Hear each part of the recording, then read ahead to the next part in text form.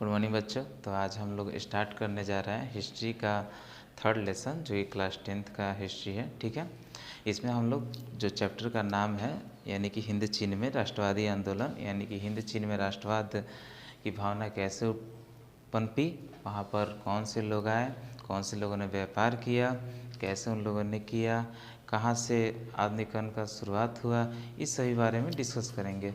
तो आइए हम देखते हैं यहाँ पे। देखिए, इस चैप्टर के बारे में थोड़ा सा डिस्कस कर लिया जाए पहले कि चैप्टर किस टॉपिक पे बात करना चाहता है, आखिर आपको समझाना क्या चाहता है, वो अपने चैप्टर के तहत आपको क्या बतलाना चाहता है, उसका सारांश क्या है। तो सारांश को समझने के लिए हमने कुछ पॉइंट को बोर्ड पे लिख रखा है। ठीक है, आइए इसके बारे में डिस्कस कर लेते हैं थोड़ा सा। देखिए, हिंद चीन में राष्ट्रवादी आंदोलन। राष्ट्रवाद आप लोगों को बताए थे हम कि राष्ट्रवाद एक भावना होती है जो कि किसी परिवेश में रहने वाले लोगों के बीच एकता की वाहक बनती है। यानी कि जब भी इतिहास गवाह है कि जब जब जिस पर जुल्म हुआ है तो लोग क्या होते हैं कि एकजुट मिल के उसके खिलाफ नारेबाजी करते हैं, हाय हाय कि तुम मेरे साथ गलत करो, तुम मेरा शोषण कर रहे हो। लोग के अंदर एक जैसा जब भावना आ जाता है कि नहीं, अपने देश को आज़ाद करा देना है, लड़ना है, वो लोग गलत कर रहे हैं, तो उसे कहते हैं राष्ट्रवाद। ठीक है, जैसे कि इंडिया में हुआ था जब अंग्रेज आए थे, जब क्या किया कि खूब इन लोगों पे शासन किया, तब क्या किया इन लोगों ने कि एकजुट मिल के आवाज़ उठाई उन लोगों के खिलाफ और आंदोलन किया, है। ठीक है, एकजुट मिल के लड़े, तब ना जाके मतलब कि एकता की लहर दौड़ी सब में, सब लोग सोचे कि हाँ सच में ये जुल्म कर रहा है हम पे, तो उसके खिलाफ आंदोलन हुआ। ठीक है, तो उसके खिलाफ आंदोलन हुआ तो फिर क्या हुआ कि सभी वहाँ से अंग्रेज को जाना पड़ा अंततः। ठीक ऐसा ही कुछ हिंद चीन में भी हुआ था। ठीक है, तो आइए समझते हैं। देखिए, हिंद चीन को इंडो चाइना के नाम से भी जाना जाता है। आपको कुछ नाम अजीब लग रहा होगा, हिंद चीन, इसका हिंद चीन नाम क्यों है, इसके बारे में हम पूर्णतः डिस्कस आगे कर लेंगे, आगे के टॉपिक्स में करने वाले हैं। लेकिन तब तक के लिए थोड़ा सा आपको बता देते हैं, एक ऐसा जगह था, एक ऐसा प्लेस था जहाँ पर थोड़ा सा चाइना वालों का, थोड़ा सा इंडिया का जो था, वहाँ पर संस्कृति था। वहाँ पर वहाँ के लोग थोड़ा सा इंडिया वालों की तरह रहते थे, इंडिया वालों की तरह बिहेव करते थे, थोड़ा सा चाइना वालों की तरह संस्कृति अपनाते थे। इसलिए वहाँ का जो प्लेस था, पूरे जगह को हिंद चीन का नाम दे दिया गया था। हिंद मतलब हो गया हिंदुस्तान आपका, भारत, और चीन मतलब है चाइना। ठीक है, आइए देखते हैं। देखो, हिंद चीन का जो नाम है Indo China, Indo China Chinese name, ठीक है, इंडो चाइना के नाम से जाना जाता है। और इसका हिंद चीन जो नाम है वो हिंदी नेम है। ठीक है, हिंदी में उस प्लेस को, उस जगह को क्या कहा जाता है, हिंद चीन कहा जाता है। चलिए, हिंद चीन एक जो देश है, मतलब कि एक बड़ा देश बना, उसमें 3 देश मिलके बनते हैं, Vietnam, Laos and Cambodia. I repeat then, Vietnam, Laos और कंबोडिया को मिला के एक हिंद चीन का क्या किया गया था, गठन किया गया था। इसमें जो वियतनाम था उसके 2 बड़े राज्य थे, 3 बड़े, अन्नाम, तोकिन और कोचिन चीन। ठीक है, याद रहेगा, ये इसके 3 बड़े राज्य थे। देखिए, अब बात कर लेते हैं कि ये हिंद चीन आखिर है कहाँ। इसको मैप पर भी हम आपको दिखा देंगे, बतला दें कि यहाँ पर हिंद चीन है।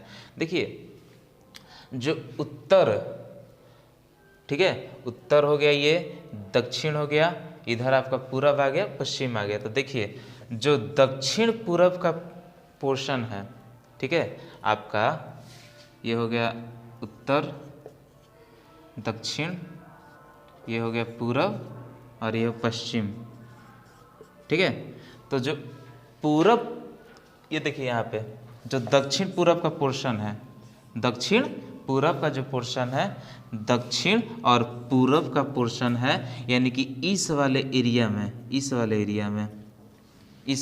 में अगर इंडिया के इस वाले एरिया से ऐसे बढ़ा जाए तो इधर आपको हिंद चीन देखने को मिल जाएगा मैप में। लेकिन हमने यहाँ पर नक्शा लगा रखा है हिंद चीन का। देखिए, ये पूरा आपका हिंद चीन के अंतर्गत आता है। ये लाओस है तो ये भी क्षेत्र आ जाता है। ये कलरफुल जो है, तो ये केवल कलरफुल जो आपका वियतनाम है, इसके बारे में हम आगे डिस्कस कर लेंगे। ठीक है, ये आपका ऐसे जुड़ा हुआ है। यहाँ पे ये देखो, कंबोडिया है, लाओस है, आप लोग यहाँ पे देख सकते हैं।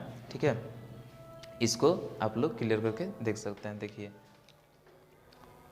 चलिए ध्यान दीजिए, ये मैंने मैप यहाँ पे लगा दिया, आप समझ सकते हैं इसे। देखिए ये जो यहाँ का ये जो पोर्शन है, याद रखिए चाइना से जाकर क्या होता था, मिलता था, चाइना से जाके मिल जाता था, थोड़ा सा इंडिया से भी मिल जाता था, ठीक है। इसलिए ये जो पूरा पोर्शन है इसको हिंद चीन कहा गया था, ये वाले पोर्शन को, ठीक है, ये हिंद चीन कहा गया था, याद रखिएगा इसे। अब मैं इस मैप को यहाँ पे लगा देता हूँ आपको। चलिए अब ध्यान दीजिए, यहाँ पे हम आपको, ये है आपका ग्लोब यानी कि अर्थ, छोटा सा अर्थ का रूप, ठीक है। इसमें हम आपको दिखा देते हैं कि कहाँ पर है, ठीक है, कहाँ पर हिंद चीन है, यानी कि वियतनाम कहाँ पे है, लाओस कहाँ पे, कंबोडिया कहाँ पे है, ये सब हम आपको दिखाते हैं। ध्यान दीजिए, गौर कीजिए यहाँ पे, ये है आपका इंडिया का पोर्शन, क्या आप देख पा रहे हैं, ये है इंडिया का पोर्शन, और यहाँ पर जो है वियतनाम है, ये लाओस है, कंबोडिया है। आप लोग जब भी देखिएगा तो यहाँ पर देखिएगा ये वाला जो पोर्शन है, याद रखिए ये चीन हो गया आपका, चाइना से अटैचमेंट है यहाँ पे इसका, ठीक है, क्लियर दिख रहा है आपको। ये वाला जो पोर्शन है, ये वाला आप लोग ग्लोब उठाइएगा और उसमें पढ़िएगा, यहाँ पे लिखा है वियतनाम, कंबोडिया, लाओस, आप लोग इसको देखिएगा ध्यान से। तो यही वाला क्षेत्र, यही वाले क्षेत्र पे क्या हुआ था कि फ्रांसीसी जाकर के कब्जा कर लिए थे, और फिर क्या हुआ कि वहाँ के लोगों का शोषण करने लगे। फिर क्या हुआ कि वहाँ पर नारेबाजी हुआ, वहाँ पे आंदोलन हुआ, और यहीं पर जो घटना घटित हुआ था उसी घटना के बारे में हम लोग इस चैप्टर में डिस्कस करेंगे कि यहाँ पे आखिर घटना कौन सा घटित हुआ था, कैसे हुआ था। चलिए, तो ये जो एरिया है, इसका जो पूरा का पूरा एरिया है वो है 2.8 लाख वर्ग किलोमीटर में फैला हुआ है। एक छोटा मोटा एरिया नहीं है, 2.8 लाख वर्ग किलोमीटर में फैला हुआ एक एरिया है, ठीक है, याद रखिएगा ये, ठीक है। अब देखिए, ध्यान दीजिए, धीरे धीरे क्या हुआ कि जब समय बीता तो फ्रांस का ये उपनिवेश हो गया, फ्रांस ने इस पर क्या किया, कब्जा कर लिया। फ्रांसीसी आए और फ्रांसीसी क्या किए, इस पर धीरे धीरे करते करते क्या किए, कब्जा कर लिए। एक्चुअली फ्रांसीसी कब्जा बाद में किए, फ्रांसीसियों का कब्जा तो 45 में हुआ, लेकिन उससे पहले की बात है, सॉरी, फ्रांसीसियों का कब्जा जब हो गया तब मतलब 45 में तो आज़ाद हो गया था फ्रांसीसियों की दास्ता से, लेकिन उसके पहले की बात है, 45 में आज़ाद हो गया था। लेकिन पहले की जो बात है, तो पहले इस पर जो प्रभाव था वो चाइना का था, चीन का था, उसके बारे में हम बताएंगे आगे। चाइना का प्रभाव था, उसके बाद फ्रांस का उपनिवेश बना। उपनिवेश किसे कहते हैं, उपनिवेश किसे कहते हैं, तो ध्यान से समझिए मेरे बात को। जब कोई दूसरा देश किसी देश पर आकर, दूसरे देश पे आके, मान लीजिए कोई देश है शक्तिशाली देश, किसी कमज़ोर देश पे आके वहाँ पर आधिपत्य जमा ले अपना, वहाँ पर अटैक करे, वहाँ पर क्या करे, अपना संस्कृति लागू कर दे, वहाँ पर क्या करे कि लोगों पर अपना हक जमाने लगे, अपना नियम कानून वहाँ पर लागू कर दे, और अपने मुताबिक उस देश को चलाने लगे। दूसरा जब देश, दूसरे देश के पूरा अंडर वो देश आ जाता है, तो उस देश का ये वाला देश जिस पर कब्जा किया है उसे उपनिवेश कहते हैं। जैसे कि मान लीजिए कि अंग्रेज हम लोग पे आए थे, इंग्लैंड वाले, और इंग्लैंड वाला क्या किया कि हम लोग पे आक्रमण किया, देश को क्या किया, अपने कब्जे में ले लिया। जब अंग्रेज के हम लोग गुलाम हो गए, तो उस समय इंग्लैंड का उपनिवेश कौन हो गया, भारत। इंग्लैंड का उपनिवेश कौन हो गया, भारत। तो उपनिवेश कोई क्यों बनाता है, ताकि वहाँ से भरपूर मात्रा में क्या किया जा सके, शोषण किया जा सके, संसाधन ले जाया जा सके, वहाँ से सोना, चांदी, स्टील, धातु, कोयला जो भी है वहाँ से ले जाया जा सके, वहाँ पर व्यापार किया जा सके, वहाँ से आर्थिक लाभ प्राप्त किया जा सके, और अपने देश में ले जाके क्या किया जा सके, वहाँ पर विकसित किया जा सके, वहाँ पर डेवलप किया जा सके अपने देश को। इसलिए क्या किया जाता है, उपनिवेश बनाया जाता है। मेरे बात को ध्यान दीजिए, बोर्ड पे ध्यान दीजिए सब कोई, ठीक है। चलिए, तो फ्रांस ने क्या किया, फ्रांस ने इसको उपनिवेश बना लिया, ठीक है, फ्रांस का उपनिवेश हो गया। उसके पश्चात क्या हुआ कि जो वियतनाम था 1945 ईस्वी में आज़ाद हो गया, ठीक है। 1945 ईस्वी में क्या हुआ, आज़ाद हो गया, हमने यहाँ पे लिख चुका है 1945 ईस्वी में क्या हुआ, वियतनाम आज़ाद हो गया। उसके बाद देखिए, उसके बाद धीरे धीरे करके लाओस भी और कंबोडिया भी, बोल रहे हैं हम कि अलग अलग देश थे, वियतनाम अलग, लाओस अलग, कंबोडिया अलग। उसके बाद धीरे धीरे करके लाओस भी आज़ाद हो गया संघर्ष करके, कंबोडिया संघर्ष करके आज़ाद हो गया। देखा क्यों आज़ाद हुआ, तो हम लोग कहीं नहीं आज़ाद हो सकते भाई, तो लोग भी आज़ाद हो गए। हाँ, ये नहीं कि 1945 में तीनों आज़ाद हो गए, एक एक करके आज़ाद हो गए, ठीक है, लेकिन सबसे पहले वियतनाम आज़ाद हुआ था। देखिए, वियतनाम में एक नेता थे जिनका नाम था हो ची। चलिए देखिए यहाँ पे जो नेता थे वियतनाम के, उनका नाम था हो ची मिन्ह। जो नेता थे उनका नाम था हो ची मिन्ह। इन्होंने क्या किया कि वियतनाम की ओर से जो वियतनाम पे फ्रांसीसियों का कब्जा था, उनके लिए क्या किया, इन्होंने संघर्ष किया। इनकी अध्यक्षता में वियतनाम के लोगों ने इन्हें नेता मान लिया और इनकी अध्यक्षता में क्या किया गया कि फ्रांसीसियों के खिलाफ जंग हुआ, उनके खिलाफ लड़ा गया, नारेबाजी हुआ। जैसे कि अपने इंडिया में क्या थे, गांधी जी थे। गांधी जी क्या किए कि सबके लीडर बन गए और सबके लीडर बन के क्या किए, अंग्रेजों की दास्ता से इंडिया को क्या किया, मुक्त कराया। ठीक उसी तरह वहाँ पे हो ची मिन्ह जो थे, उन्होंने क्या किया कि नेता के तौर पे इस वियतनाम का क्या किया, गणराज्य की स्थापना की, उसे आज़ाद कराया वियतनाम को। किसके दास्ता से, फ्रांसीसियों के दास्ता से क्या किया, आज़ाद कराया। और आज़ाद करा के एक गणराज्य की स्थापना कर दी, स्वतंत्र करा दिया वियतनाम को। ठीक है, देखिए समस्या अभी तक ख़त्म नहीं हुई थी। आज़ाद तो हो गया, आज़ाद हो गया वियतनाम, लेकिन समस्या अभी भी थी। समस्या ये थी कि वियतनाम जैसे ही आज़ाद हुआ तो लोगों की सोच अलग अलग होती है, लोगों की धारणा अलग अलग होती है एक प्लेस पे। और क्या हुआ कि जैसे कि आप लोग एक एग्जाम्पल के थ्रू समझ सकते हैं। मान लीजिए कि भारत बड़ा था पहले, मान लीजिए कि उधर पाकिस्तान भी इसी में होता था, बांग्लादेश इसी में आ जाता था। ठीक है, आज़ादी पूर्व। अब क्या हुआ कि मान लीजिए कि जब अंग्रेज़ों की दास्ता से इंडिया मुक्त हुआ, ठीक है, तो लोग सब मांग करने लगे। उधर मुस्लिम पार्टी मांग करने लगा कि हमें क्या कीजिए कि आप पाकिस्तान दे दीजिए ना। इधर मांग होने लगा कि बांग्लादेश दे दीजिए, बांट दीजिए उसे। तो इधर विभाजन होने लगा, चारों तरफ बंटवारा होने लगा, बांटना पड़ा। ठीक है, नहीं तो क्या होता, अगर नहीं बांटा जाता तो युद्ध होता, झगड़ा होता। आज़ाद अभी भी हुआ नहीं, बहुत ज़्यादा क्षति हुआ था कि तुरंत अपने ही घर में युद्ध हो जाता, अपने ही भाई भाई में लड़ते। तो गांधी जी बहुत शांति प्रिय आदमी थे। उन्होंने कहा कि ठीक है भाई, खुश रहो, ले लो जो लेना है ले लो, स्वेच्छा से ले लो। हाँ, इधर से लेना है तो इधरों से ले लो, इधर से लेना है तो उधरों से ले लो, जिधर से मन उधर से ले लो, लेकिन शांत रहो। ठीक है, तो कहा कि बांट लिया सब। ठीक है, अगर वहीं पर कोई आदमी रहता मजबूत, कहता नहीं बांटने देंगे, ठीक है, तो क्या होता कि आज बड़ा रहता इंडिया। ठीक ऐसा ही कुछ हुआ था यहाँ पे। हुआ क्या है कि आज़ादी जैसे ही मिली इन लोगों को, अब ये लोग क्या किए कि वियतनाम को बांट दिए दो हिस्सों में। और यहाँ के लोग अलग अलग सोच के थे, अलग अलग प्रवृत्ति के थे। तो क्या किए कि इनको बांट के एक उत्तरी वियतनाम का गठन कर दिए, एक दक्षिणी वियतनाम बना दिए। ऊपर वाले हिस्सा को क्या कि उत्तरी वियतनाम और नीचे वाले हिस्सा को दक्षिणी वियतनाम बना दिए। देखिए यहाँ पे लिखा हुआ है north Vietnam and south Vietnam. ऐसे क्या कि ये वियतनाम, ये जो कलरफुल पोर्शन है, ये केवल पूरा वियतनाम है। ये पूरा आज़ाद हुआ था फ्रांसीसी दास्ता से। बट हुआ क्या कि आज़ादी के बाद इधर एक बट गया और एक इधर बट गया, उत्तरी वियतनाम एक दक्षिणी वियतनाम। तो समस्या ये आ गई कि अब एक वियतनाम दो हिस्सों में बट चुका था। ठीक, अब यहाँ पर कैसे क्या हुआ, क्या डिस्कस हुआ, आइए अब देखते हैं उसके बारे में। तो आप लोग पहले इसका स्क्रीनशॉट ले लीजिए, उसके बारे में आगे हम लोग डिस्कस करेंगे।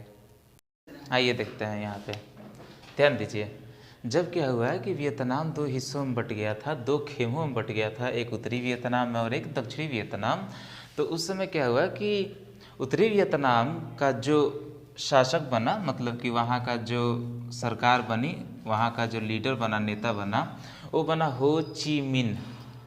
हो ची मिन्ह थे जो कि उत्तरी वियतनाम के थे। उनके नेतृत्व में साम्यवादी सरकार का गठन हुआ। एक खुशहाल जनता शासन करने लगी, साम्यवादी सरकार का गठन हो गया। अब उसके बाद क्या हुआ कि दक्षिणी वियतनाम जो था वो बाओ दाई के नेतृत्व में वहाँ पर प्रतिक्रियावादी निरंकुश सरकार का गठन हुआ। देखिए, प्रतिक्रियावादी वो होता है जो कि किसी पर भी क्या किए कि कभी भी एकदम क्रिएटिव दिमाग चलाते रहे, किसी पर जोर जबरदस्ती करना या फिर अच्छे ढंग से कोई शासन न करना। निरंकुश सरकार अर्थात कि जिस पर कोई अंकुश ना हो, ठीक है, कोई अंकुश ना हो, जिसको कोई रोक टोक ना हो, जो मन करे वो कर देना, जो रूल कानून लागू करना चाहो किया, जैसा मन किया वैसा किया, जैसे शासन मन करे वैसे करना। ठीक है, कोई रोक टोक नहीं, कोई उस पर अंकुश लगाने वाला नहीं, कोई उस पर आवाज़ उठाने वाला नहीं। वो जो बोल दे बस उसी का बात सुना जाए, कोई उस पर चलिए, तो यहाँ पर जो निरंकुश सरकार का गठन हुआ बाओदाई के नेतृत्व में, देखिए वैसा सरकार, निरंकुश का अर्थ होता है वैसा, मतलब कि जिस पर कोई अंकुश ना हो, जिस पर कोई हस्तक्षेप ना हो, किसी का कोई रोक टोक ना हो, उसका जो मन वो करे, जिसके साथ मन वैसे व्यवहार करे, जो रूल रेगुलेशन लगाना चाहे वो लगा दे, कोई इस पर आवाज़ ना उठाए, जैसा मन वैसा वो करे, ठीक है, उसे कहते हैं निरंकुश, यानी कि नीर अंकुश वाला, इस पर कोई अंकुश उठाने वाला नहीं, इस पर कोई अंगुली उठाने वाला नहीं है, उसके खिलाफ कोई बोलने वाला नहीं है, सब कोई उससे डरता हो, उसे कहते हैं निरंकुश, ठीक है, जिससे सब कोई डरे, ठीक है। अब ध्यान दीजिए, तो वो बाओदाई के नेतृत्व में क्या हुआ कि जो दक्षिणी वियतनाम था वहाँ पर निरंकुश प्रतिक्रियावादी सरकार का क्या हुआ, गठन हो गया। देखिए जो हो चिन मिन थे, आप उन्हें देख सकते हैं, ये सुंदर सा उनका फोटो है हो ची मिन का, यही हो ची मिन है, यहाँ पर हमने लिख रखा है, इनका फोटो लगा दिया है। और आप लोग बाओदाई का भी फोटो देख सकते हैं आप लोग, ये बाओदाई थे जो कि आपके टेक्स्ट बुक में मिल जाएगा, ये है बाओदाई। खैर उतना क्लियर फोटो नहीं आ रहा है, काला काला आ रहा है, लेकिन काले नहीं थे, ठीक ठाक थे। देखिए बाओदाई है, ये दिखाई दे रहा है आपको, यही वो बाओदाई है। चलिए अब ध्यान दीजिए बोर्ड पे, तो जो ये वाला पोर्शन था नॉर्थ, ये था इनके नेतृत्व में हो ची मिन के, और जो नीचे वाला पोर्शन था साउथ वियतनाम, वो था बाओदाई के नेतृत्व में। अब देखिए समस्या क्या हुआ, आगे चल के क्या हुआ कि जब दोनों के बीच सामंजस्य स्थापित नहीं हो पाया, उत्तरी वियतनाम बोला कि नहीं एक साथ मिल जाए, एकीकरण कर लिया जाए, तो यहाँ के सरकार को मान्य नहीं था। वो कहता था कि नहीं, हम अपना नियम कानून रखेंगे, क्यों आपसे मिल जाए भाई, नहीं ऐसा हो सकता, ये हमारी धरती की आन बान शान है, सर कटा सकते हैं लेकिन सर झुका सकते नहीं। तो अब क्या हुआ कि दोनों के बीच युद्ध प्रारंभ हो गया। देखिए जब घर में ही युद्ध हो जाए ना भाई भाई के बीच, जब भाई भाई में झगड़ा हो जाए, ठीक है, तो उसे हम कहते हैं गृह युद्ध, यानी गृह युद्ध का मतलब घर में ही लड़ना, आपस में लड़ना, ठीक है। यानी कि अभी दूसरा से लड़ के, मान लीजिए कि दो भाई जा रहे हैं कहीं, ठीक है, और उनका ये प्लेस है, और तीसरा आदमी आया, क्या किया कि तीसरा दोनों पे मिलकर अटैक किया, तो दोनों ने मिलकर क्या किया, हरा दिया उसको, दोनों ने मिलकर क्या किया, हरा दिया, और उसका जो धन संपत्ति था लूट लिया, और लूट के ला लिया अपने पास। अब क्या किया कि वो धन संपत्ति में से हमको इतना चाहिए, तुमको इतना चाहिए, तो अपने में लड़ने लगा, सब ना हम इतना लेंगे, तुमको उतना ही देंगे, ना हम ये लेंगे, हम ऐसा करेंगे वैसा करेंगे। अब वो उसको समझा रहा है तो मान नहीं रहा है, तो उसको कहते हैं क्या कि गृह युद्ध, यानी कि घर में लड़ाई कर लेना, अपने में लड़ाई कर लेना। हुआ क्या कि वियतनाम हरा तो दिया, फ्रांस उपनिवेश को खत्म कर दिया, लेकिन ये क्या हुआ कि अपने आप में लड़ाई झगड़ा प्रारंभ कर दिया सब, ठीक है, अपने आप में क्या हुआ कि झगड़ा लड़ाई तनाव टेंशन स्टार्ट कर दिया सब। तो यानी कि अपने में जब झगड़ा हो गया तो गृह युद्ध का प्रारंभ हुआ। देखिए जब गृह युद्ध प्रारंभ हो गया, तो गृह युद्ध जब प्रारंभ हो गया, लड़ने लगा सब आपस में, तो उस समय हुआ क्या कि देखिए 1945 के बाद गृह युद्ध प्रारंभ हो गया था। 1945 में आज़ाद हुआ फ्रांस की दास्तान से, उसके बाद क्या हुआ, गृह युद्ध स्टार्ट हो गया अपने में, ठीक है। तो उसके बाद क्या हुआ कि उत्तरी वियतनाम शक्तिशाली साबित हुआ। उत्तरी वियतनाम के लोग दृढ़ता के साथ संकल्प लिए कि नहीं, एकीकरण करा देना है वियतनाम का, ये सब मूर्ख है, सब पागल है, सब एकीकरण करा के रखना है, टूटने नहीं देना है देश को। तो लड़ने लगा सब। उत्तरी वियतनाम क्या हुआ कि मजबूत पड़ने लगा, काफ़ी जोड़ो जोश से लड़ने लगे उत्तरी वियतनाम के लोग, दक्षिणी वियतनाम पे भारी पड़ने लगे। दक्षिणी वियतनाम धीरे धीरे हारने लगा, धीरे धीरे पीछे खसकने लगा वियतनाम। अब अमेरिका जो वहाँ बैठा था वो देखा, तो उससे ये बात पचा नहीं, हजम नहीं हुआ। अब वो क्या किया कि उसका तो हमेशा से आदत है, आप लोग पहले भी चैप्टर में पढ़े थे यूरोप में राष्ट्रवाद में, उसमें भी उसका आदत था कि कहीं भी कुछ भी हो तो उसमें टांग अड़ाते रहने का। किसी भी दो आदमी का चल रहा है, देख रहा है कि उसका युद्ध चल रहा है, तो उसके बीच में क्या करता था, टांग अड़ा देता था। इसका मतलब, इसका मकसद था कि ये क्या था, सुधारवादी नहीं था, ये हमेशा प्रतिक्रियावादी रहता था। दो भाइयों के बीच में टकरावा दो, मारपीट करवा दो, झगड़ा करवा दो, क्या करो, वहाँ से फायदा अपना अपना फ़ायदा क्या करो, निकालो वहाँ से।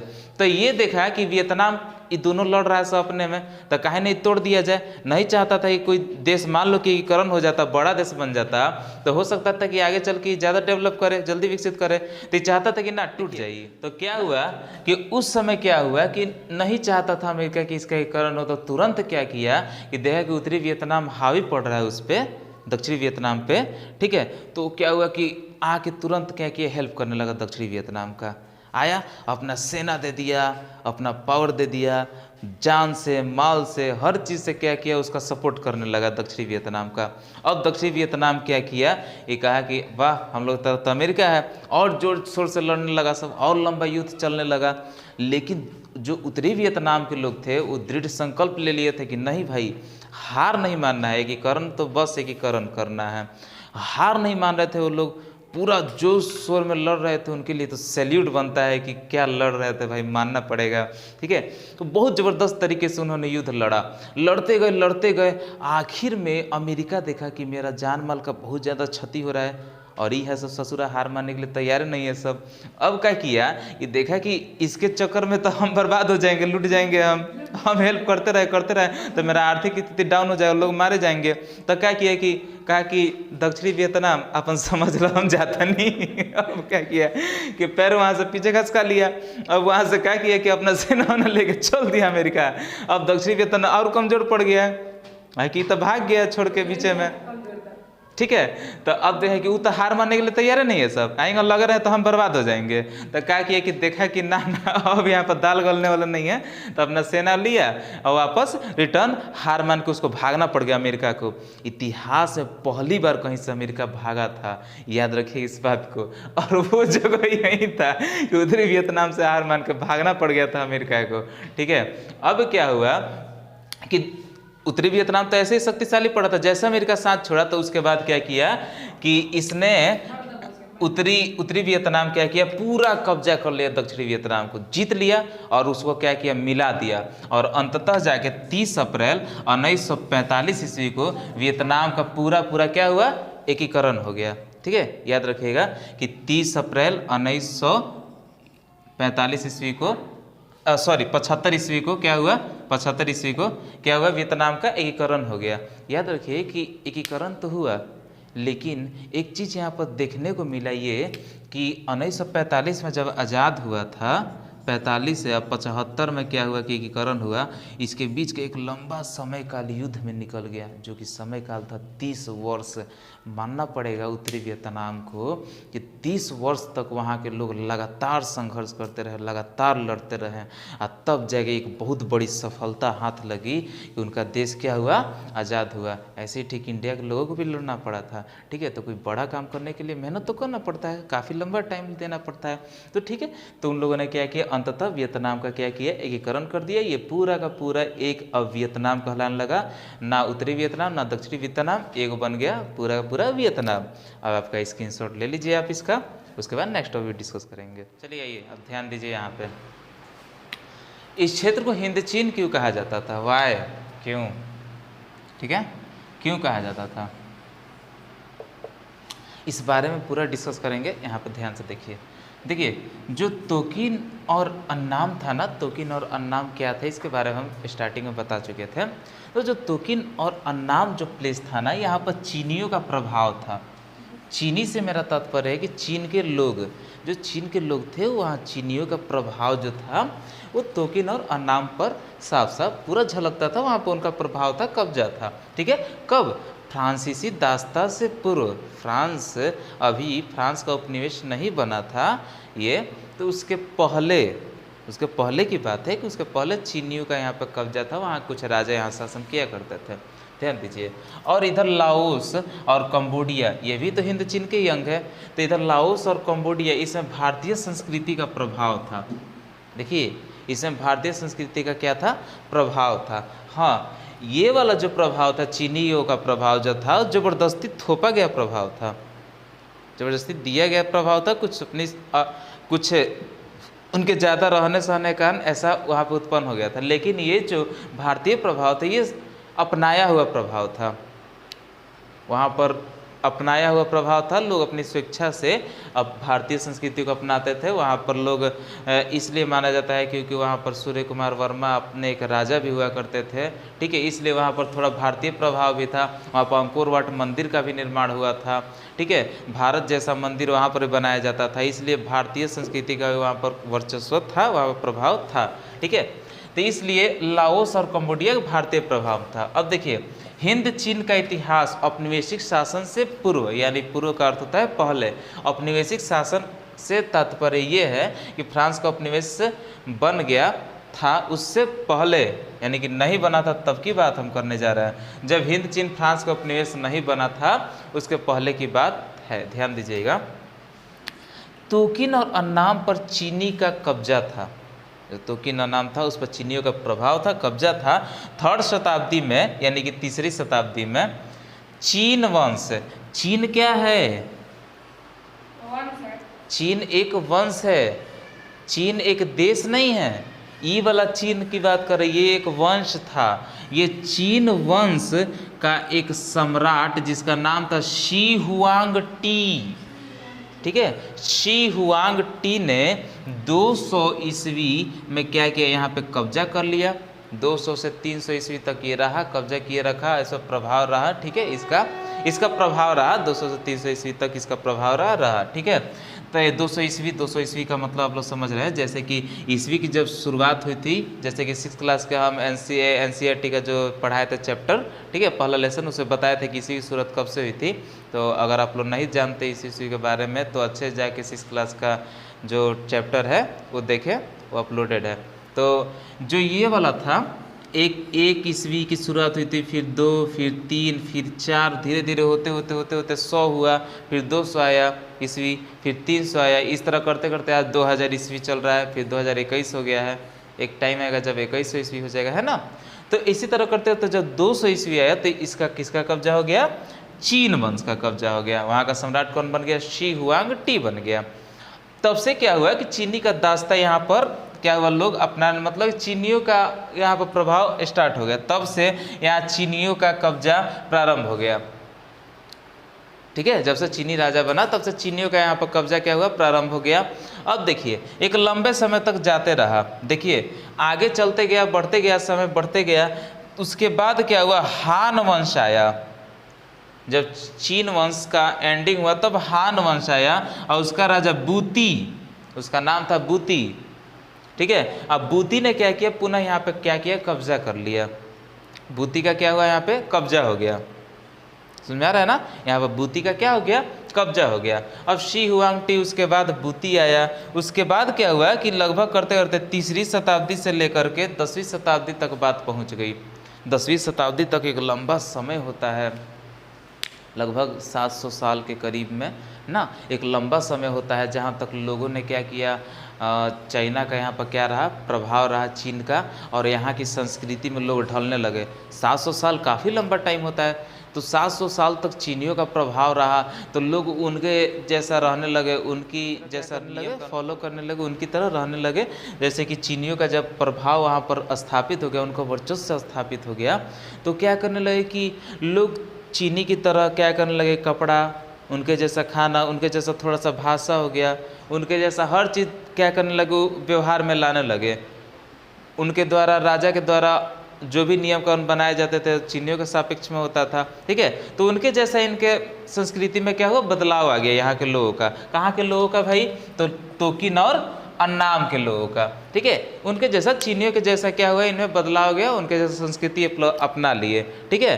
तो उनके जैसा सभ्यता यहाँ पे थोड़ा सा मिल गया, जारी हो गया, ठीक है। इसलिए याद रखिएगा कि इसलिए हिंद चीन में चीन का अर्थ ये भी हो जाता है कि थोड़ा सा चीनी प्रभाव था, उसके कारण वहाँ के लोग चीन की संस्कृति, वहाँ की संस्कृति को अपनाते थे। उसके बाद देखिए, ऐसा नहीं कि यहाँ के लोग चुप बैठते थे, चुप बैठने वाले तो थे नहीं। क्या हुआ कि जैसे ही ये आया था हान वंश, बूती यहाँ पर कब्जा कर लिया, उसके बाद लोग हमेशा लड़ते रहते थे, संघर्ष जारी ही रहता था। थोड़ा सा क्या हुआ कि वो दबाव डाला, उस पर शासन कर रहा है, धीरे से देखे कि क्या हो रहा है कि शासन कमज़ोर पड़ रहा है राजा का, क्या किए कि अटैक कर दिए, हमला कर दिए लोग, और क्या किए कि फिर से क्या किए, आज़ाद करा लिए ठीक ऐसा ही कुछ 10वीं शताब्दी में हुआ। 10वीं शताब्दी में क्या हुआ कि यहाँ के लोगों ने क्या किया, अटैक किया, हमला किया और क्या किया, अपने आप को चीनी दास्ता से क्या किया, मुक्त करा लिया, आज़ाद करा लिया। चीनी दास्ता से 10वीं शताब्दी में क्या किया, चीन से आज़ादी मिल गया इन लोगों को। लेकिन यही होता था, जब फिर से इन लोग रहने लगते थे, फिर शासन कमज़ोर पड़ा, तो 15वीं शताब्दी में फिर से पुनः क्या हुआ कि मिंग वंश आया और मिंग वंश का राजा जो था युंगली, वो क्या किया, यहाँ पर आधिपत्य फिर से स्थापित कर लिया। लगभग 500 साल तक ये लोग आज़ाद रहे। उधर 700 साल तक शासन किया चीन, फिर 500 साल तक क्या मतलब कि इन लोगों ने लड़ा, मेहनत किया, संघर्ष किया और फिर से आज़ाद करा लिया अपने आप को। फिर से 500 वर्ष तक आज़ाद रहे और फिर से क्या किया, फिर से अधिपत्य कर लिया चीन का आके कौन, मिंग वंश ने क्या किया, इस पर अटैक करके और युंगली क्या किया कि अपना राज्य स्थापित कर दिया। फिर से क्या किया कि वहाँ पर हमला करके वह जीत लिया और फिर से क्या किया कि वहाँ पर अपना वर्चस्व स्थापित कर दिया। ठीक है, अब इसके बाद क्या हुआ, इसके बाद की कहानी हम लोग आगे पढ़ेंगे। आप लोग स्क्रीनशॉट इसका ले लीजिए। चलिए ये ध्यान दीजिए। देखिए उसके बाद क्या हुआ कि 15वीं शताब्दी में हम लोग थे, 15वीं शताब्दी में। उसके बाद जब 19वीं शताब्दी में मंजूर शासन के अधीन रहा वो क्षेत्र, उसके बाद चीनी अपनी सत्ता के दौरान अपनी सत्ता यहाँ पर थोपते थे। हमने बताया था आपको, आई रिपीट देन, कि चीनी जो थे यहाँ पर जबरन अपनी संस्कृति थोपना, तुम हमारे जैसा कपड़ा पहनो, तुम हमारा धर्म मानो, तो हमारे जैसा कार्य करो, है ना, अपनी संस्कृति को थोपते थे वहाँ पे। तो हमारे जैसा पर्व त्यौहार मनाओ, ठीक है, हम लोग जैसा एथी बिहेव करो। तो इस तरह थोपने के कारण, डर के कारण लोग वहाँ पर चीनियों जैसा संस्कृति में आ गए, चीनियों जैसा ढलने लगे धीरे धीरे। तो वहाँ पर चीनियों क्या हुआ कि वहाँ पर छाप छूट गया, वहाँ पर उनकी संस्कृति का छाप छूट गया। अब ध्यान दीजिए, आगे जब आइए तो लाओस तथा कंबोडिया जिसके बारे में हम जिक्र किए थे, लाओस और कंबोडिया पर किसका प्रभाव था, भारतीय संस्कृति का प्रभाव था। लाओस कंबोडिया पर किसका प्रभाव था, भारतीय संस्कृति का। इसके बारे में थोड़ा सा कुछ जानते हैं। देखिए क्या हुआ, 4वीं शताब्दी में कंबुज राज्य की स्थापना की गई थी। ठीक है, कंबुज राज्य था इसमें, ठीक है, इस एरिया में कंबुज राज्य था, जहाँ पर क्या किया गया था कि कंबुज राज्य की स्थापना की गई थी 4वीं शताब्दी में। और वह क्या हुआ, यहाँ का प्रधान केंद्र बन गया। ठीक है, प्रधान केंद्र बना। उसके बाद 12वीं शताब्दी में यहाँ पर राजा बने कौन, सूर्यकुमार द्वितीय, सूर्यवर्मा द्वितीय नाम था इनका। सूर्यवर्मा द्वितीय जब वहाँ के राजा बने, ठीक है, तो भारतीय राजा थे। ठीक है, तो भारत के जैसा वहाँ पर लोग क्या किए, भारत जैसा संस्कृति अपनाने लगे स्वेच्छा से अपने। ठीक है, इन्होंने क्या किया, वहाँ पर अंकोर वाट मंदिर का क्या किया, निर्माण करवाया। ये जो थे इन्होंने अंकोर वाट मंदिर का निर्माण करवाया। हम आपको दिखा सकते हैं, देखिए यही अंकोर वाट मंदिर, इस अंकोर वाट मंदिर का निर्माण करवाया था सूर्यवर्मा द्वितीय ने। इस मंदिर का निर्माण करवाया था, आप लोग देख पा रहे हैं। ठीक है, ये था मंदिर, आपके बुक में भी है ये मंदिर। तो इस मंदिर का निर्माण कराया जो कि बिल्कुल भारत जैसा मंदिर था, बिल्कुल भारतीय जैसा मंदिर था। तो लोगों को भारतीय संस्कृति अपनाने लगे, भारत की जैसी सभ्यता मालूम चल गई। ठीक है, भारत की जैसा बिहेव करने लगे, भारत जैसा मूर्ति वहाँ बनने लगा, यहाँ के भी देवी देवताओं की पूजा होने लगी। तो क्या किए लोग, वहाँ की भारतीय संस्कृति को अपना लिए। हाँ, एक बात याद रखिए, 16वीं शताब्दी के अंत तक कंबुज का बाद में क्या हो गया, पतन हो गया कंबुज राज्य का। जब कंबुज का पतन हो गया तो यहाँ के लोग अपनी स्वेच्छा से भारतीय संस्कृति अपनाते थे। यहाँ के लोगों पर चीनियों जैसा जबरदस्ती थोपा नहीं गया था संस्कृति। यहाँ के लोग अपने इच्छा के अनुसार क्या करते थे, संस्कृति को, भारतीय संस्कृति को क्या करते थे, अपनाते थे, उसे मानते थे। यहाँ के लोग जैसा आस्था, यहाँ के लोग जैसा पहनाव, यहाँ के लोग जैसा खाद्य पदार्थ, सब चीज़ यूज करते थे। ठीक है, ये लाओस और कंबोडिया के लोग। ठीक है, अतः इस तरह क्या हुआ है कि इस एरिया का, जो हिंद चीन का जो एरिया था, इसके कुछ क्षेत्र पर चीनियों का प्रभाव रहा, तो कुछ क्षेत्र पर भारतीय का प्रभाव रहा, हिंदुस्तान का प्रभाव रहा। इसलिए जब इसका नाम रखने का बात आया तो इसे हिंद चाइना यानी हिंद चीन, तो हिंद चीन के नाम से जाने लगा इस क्षेत्र को। इसलिए याद रखें, हमने यहाँ पर लिख दिया कि इस प्रकार हिंद चीन पर कुछ भारतीय संस्कृति का प्रभाव, तो कुछ चीनी संस्कृति के प्रभाव के कारण इस क्षेत्र को किस नाम से जाने लगा, हिंद चीन के नाम से जाना जाने लगा। तो आप इसका स्क्रीनशॉट ले लीजिए और बस हम यहीं पे रहने, ठीक है, आप लोग इसका स्क्रीनशॉट ले लीजिए। चलिए ध्यान से दीजिए, ये था आपका पार्ट 1 इस 10th क्लास के चैप्टर 3 का। अब आगे का पार्ट 2 आएगा, ठीक है, जिसमें हम लोग इसके आगे के बारे में जानेंगे कि फ्रांसीसी यहाँ पर कैसे आए, कैसे अपनी सत्ता स्थापित की, कैसे व्यापार करना प्रारंभ किया, ठीक है। इस तरह से हम लोग आगे जानेंगे। तो ये पार्ट 1 हुआ आपका, बस आप